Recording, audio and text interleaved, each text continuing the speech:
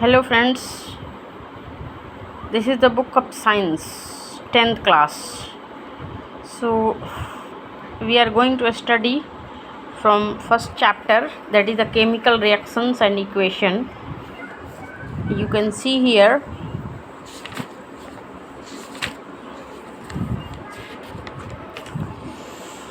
so in this chapter we will see that what is the chemical reaction and what is the equation, what is reactant, what is product, all everything we will know about this. So first we will see what is the chemical reaction. इस chapter में ना, जैसा कि आप जानते हैं कि नाम ही है केमिकल रिएक्शंस, तो हम पहले ये पता करेंगे what is the chemical reaction.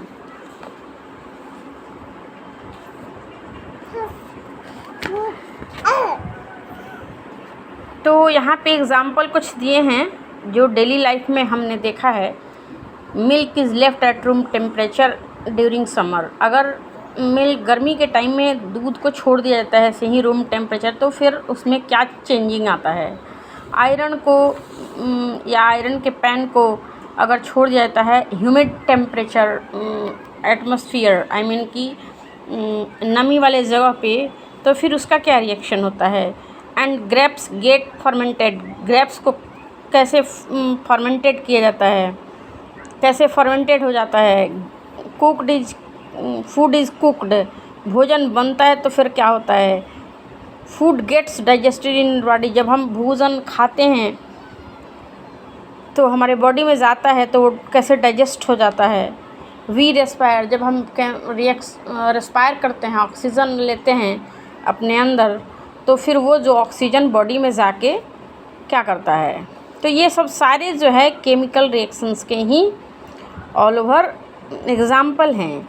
तो ये सब क्यों होता है, यही सब जो है इस चैप्टर में पढ़ना है, जो बताएगा कि केमिकल रिएक्शन क्या है. So we have make some notes for this.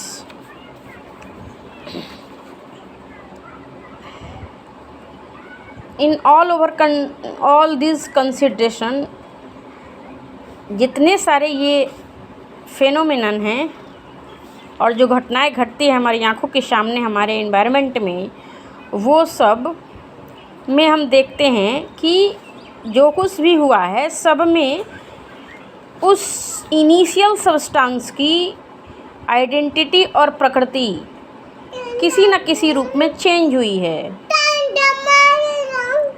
Milk पहले कुछ और था, जब वो फट जाता है समर के दौरान तो फिर उसमें क्या होता है. फूड पहले कच्चा होता है, फिर जब उसको बना दिया जाता है, कुक कर दिया जाता है, तो फिर उसके बाद वो उसका जो है नेचर और आइडेंटिटी दोनों बदल जाता है. तो जो कुछ भी होता है due to the chemical reactions, this is the chemical reactions which we can see in our daily life,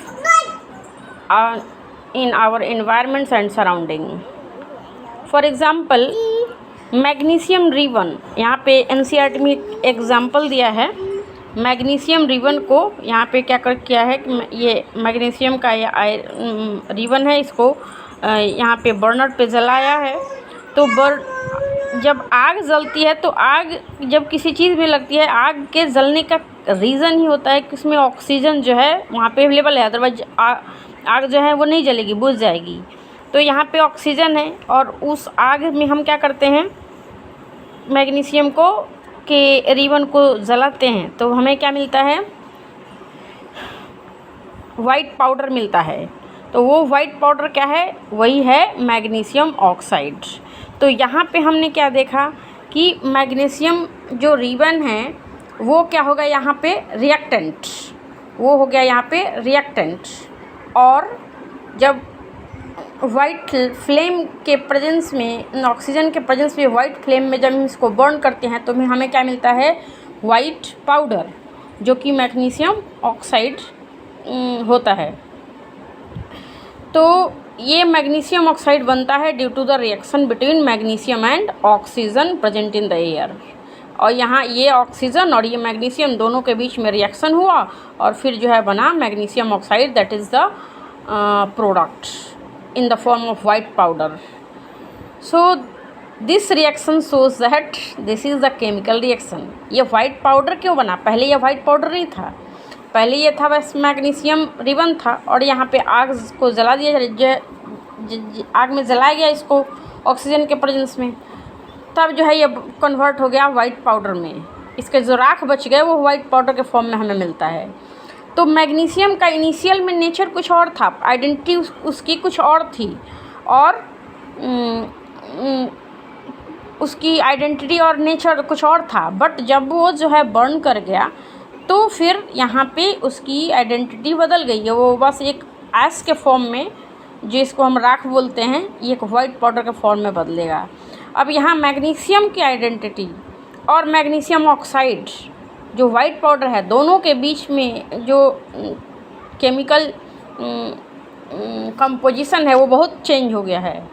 यहाँ एक मॉलिक्यूल के फॉर्म में है और यहाँ पे जो है ये कंपाउंड हो गया. अब इसकी आइडेंटिटी एंड नेचर जो है बिल्कुल कम्प्लीटली जो है वो चेंज हो चुकी है. तो ये चेंज क्यों है? ये केमिकल रिएक्शन की वजह से चेंज हुआ है जो मैग्नीशियम और ऑक्सीजन के बीच में हुआ. दूसरा रिएक्शन एक और यहाँ पे देख लेते हैं.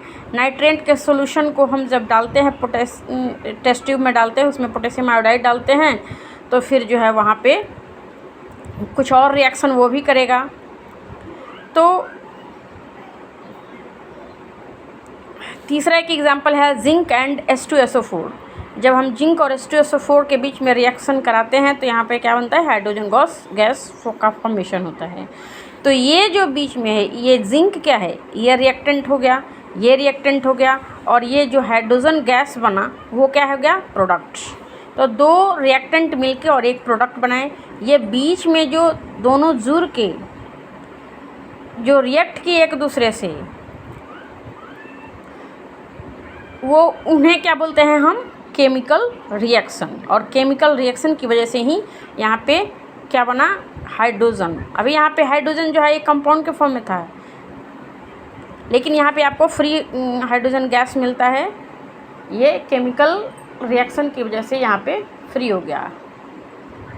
तो this is the chemical reaction. Science is nothing but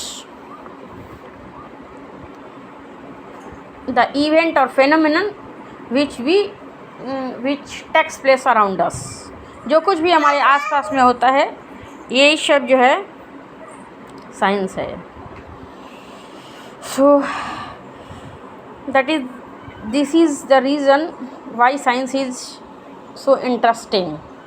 जो कुछ भी होता है हमारी आँखों के सामने होता है, हम उसे रिएक्टेंट के फॉर्म में भी देखेंगे और जब केमिकल रिएक्शन होगा तो हमें प्रोडक्ट भी दिखेगा कि वो क्या बना. तो इसलिए क्यूरियोसिटी बढ़ जाती है हमारी साइंस के पीछे.